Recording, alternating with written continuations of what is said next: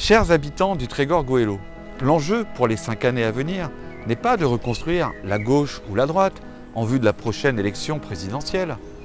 La réélection d'Emmanuel Macron nous oblige pour continuer d'agir.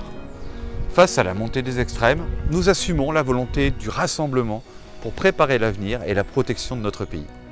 Cette exigence implique que le président de la République soit soutenu par des parlementaires déterminés à l'accompagner. En 2017, vous m'avez élu député de la 5e circonscription des Côtes-d'Armor.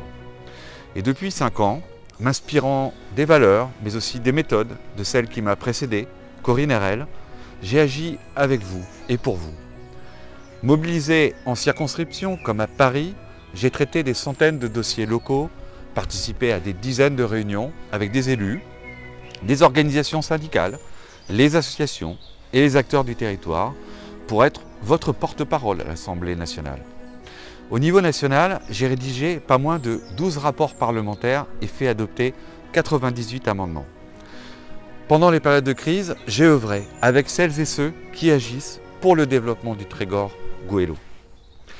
Aujourd'hui, fort de cette expérience, je me présente devant vous pour un nouveau mandat. Depuis 2 ans, les menaces se multiplient, entraînant de la fatigue, des doutes, voire des tensions. Pourtant, c'est pendant les tempêtes qu'il faut tenir le cap. Certains espèrent votre renoncement, mais ici, les habitants du Trégor Goëlo ne baissent jamais les bras. J'en suis le témoin, je le sais, je suis un enfant du pays.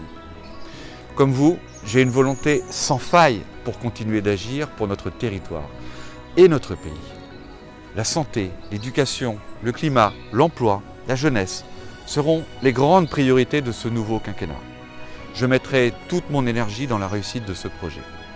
Avec vous, les 12 et 19 juin prochains, ensemble, donnons une majorité forte et cohérente à Emmanuel Macron pour le Trégor Goëlo, pour la France et pour l'Europe.